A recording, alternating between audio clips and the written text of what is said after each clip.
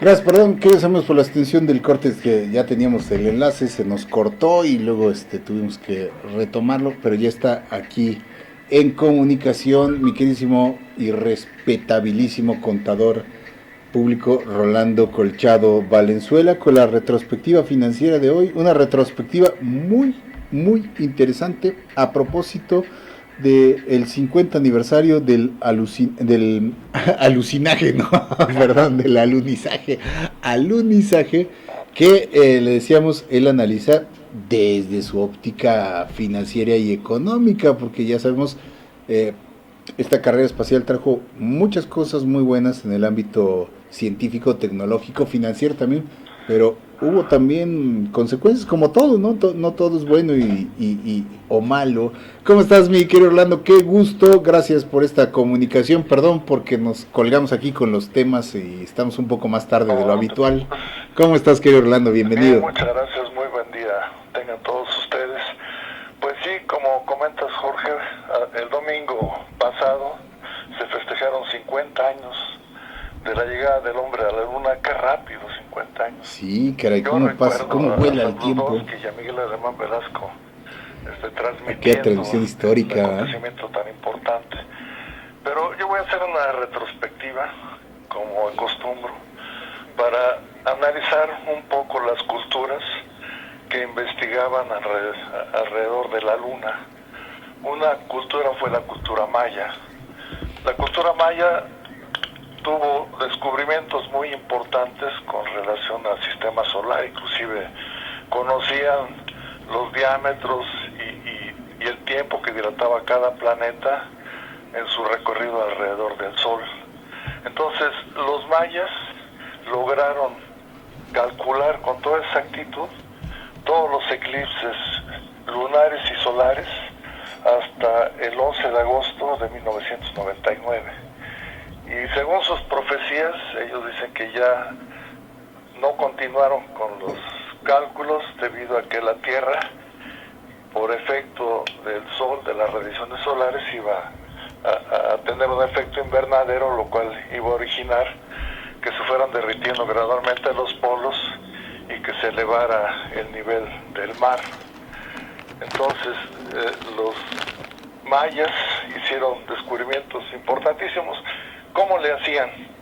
Clavaban una estaca y analizaban el movimiento de la sombra alrededor del año, y entonces conocían el movimiento del Sol, visualizaban el movimiento de la Luna, y en base a eso y a sus matemáticas muy avanzadas, inclusive descubrieron el cero 500 años antes que los árabes, calculaban con exactitud los eclipses lunares y solares.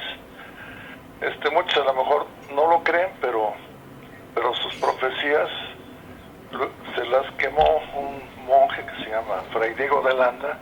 Sin embargo, dejaron códices que casualmente cuando llegaron los rusos a Berlín, los tenía Hitler, los 4 códices mayas que desafortunadamente se quedaron en Alemania, en Francia y 2 en España. Pero los mayas era un pueblo cuya cultura en la parte astronómica estaban en doctorado, mientras que en el viejo continente apenas estaban en kindergarten. Por ejemplo, ellos sabían que la luna, observaba, dilataba 28 días en dar la vuelta a la Tierra, y entonces sabían del efecto que tenía la luna a través de su magnetismo sobre la Tierra. Prueba de ello son las mareas, pero también en el ser humano, ya que los ciclos, por ejemplo el ciclo menstrual de la mujer y el biorritmo, constan de 28 días, que es el tiempo que la luna dilata en dar la vuelta a la Tierra.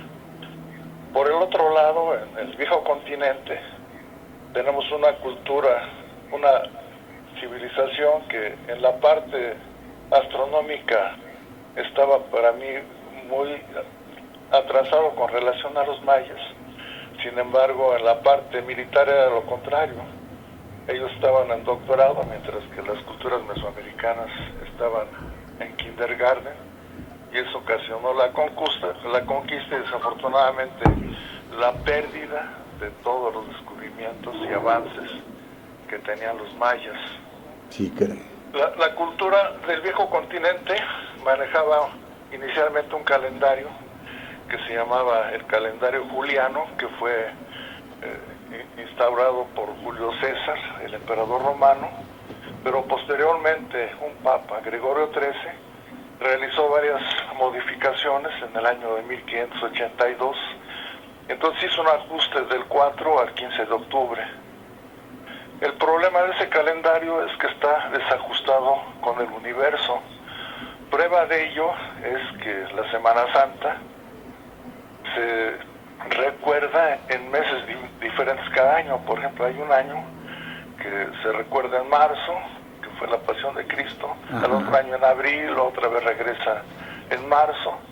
Y esto se debe a que el calendario actual que tenemos está en desarmonía, o sea, no está armonizado con el universo y con las leyes universales. Por ejemplo, la Iglesia lo que toma como referencia es la posición de la luna. Exactamente, toma la ubicación de la luna cuando Cristo fue a orar al Monte de los Olivos, y entonces es la razón por la cual cada año cambia la Semana Santa. Posteriormente, un escritor con mucha visión fue Julio Verne. Publicó un libro en 1865 llamado El viaje del hombre a la luna. Y entonces en su libro, a través de un cañón que estaba ubicado cerca de Florida, casualmente el despegue del Apolo 11 fue en Florida, y el cañón que narra el libro de Julio Verne estaba muy cerca de ese lugar. Y a través de ese gran cohete, la nave dilató 4 días en llegar a la luna. El Apolo 11 dilató 3 días en llegar a la luna. O sea, era increíble la imagen y la visualización de Julio Verne. Pero otro hecho importante, que a lo mejor ahorita no le ven ustedes mucha referencia, fue el acuerdo de Bretton Woods en julio de 1944, en la que los Estados Unidos ofrecieron que el dólar fuera la moneda reconocida internacionalmente, y a cambio ofrecieron que la gente podía cambiar sus dólares por oro, y se estableció un precio de $35 por cada onza de oro. Entonces empezó la Guerra Fría y la carrera espacial. Inicialmente Rusia, como todos ustedes saben, iba ganando la carrera espacial, pero entonces Estados Unidos dedicó muchos recursos, contrató 400,000 científicos, y a través de 10 años de un proyecto llamado el Apolo 11, logró llevar el hombre a la luna. Pues lograron esa gran hazaña. Todavía hubo el Apolo 12, que sí llegaron a la luna, y el Apolo 13, que tuvo un problema en la que explotó el oxígeno y estuvieron a punto de perder la vida los 3 astronautas. Lo impresionante es el cohete que los llevó a la luna, el Saturno V, porque tenía 5 motores. Un cohete de 110 metros de altura. Imagínense, por ejemplo, la Torre Latinoamericana tiene 44 pisos, y en los 44 pisos tiene una altura de 138 metros, y el Apolo 11, el Saturno 5 tenía 110 metros de altura, o sea, un edificio de más de 35 pisos. Wow. Y con un peso de 140 toneladas. Pues lograron la hazaña y lograron la conquista de la luna. Pero ¿eso qué generó? Pues que se tuviera que realizar muchísimos gastos, y lógicamente que con el dinero que tenían presupuestado no les alcanzaba. Entonces lo que hacen comúnmente las potencias, que su moneda es aceptada en los mercados internacionales, empezaron a fabricar oro. Entonces Nixon, que era el presidente, se dio cuenta que se estaban acabando las reservas de oro, y entonces en el mes de agosto, el 15 de agosto de 1971, anunció al mundo que ya el dólar no iba a estar soportado por oro, sino únicamente a través de la confianza y la solidez de la economía norteamericana. El problema fue que se les olvidó todas las reglas que se habían establecido en el acuerdo de Bretton Woods para que los precios a nivel internacional se mantuvieran estables. Entonces cada país, por su ignorancia, empezó a manejar su tipo de cambio como consideraban que era lo conveniente, originando que muchos países sus productos se encarecieran, pero China y la India, con mucha visión y a través de un adecuado manejo de su tipo de cambio, fueron bajando sus precios. Ese gran proyecto del Apolo 11 afectó mucho la economía de los Estados Unidos, por lo que les comentaba, pero también la de Rusia, porque Rusia también empezó a tener fuertes crisis económicas y entonces en 1985 tuvo una crisis muy importante. Llegó Mikhail Gorbachev, a través de un proyecto que se llamaba la Perestroika para tratar de salvar a Rusia del debacle económico, pero no lo logró. Inclusive hubo un golpe de Estado en el que lo quitaron del poder. Ese golpe duró 60 días y entonces Rusia tuvo una crisis tan fuerte que originó la caída de la URSS, el fin del capitalismo y de la Guerra Fría. Eso ocurrió cuando formalmente se estableció la caída de la República Soviética, fue el 21 de diciembre de 1991. Pero también, gracias a Dios, fue el fin de la Guerra Fría, pero también fue el fin del comunismo en Rusia. De la era bipolar. Exacto. ¿No? Por otra parte, los países que eran los más pobres del mundo, que son China y la India, supieron aprovechar esa falta de reglas, abarataron sus productos y ahora son los países que están en proyectos para lanzar el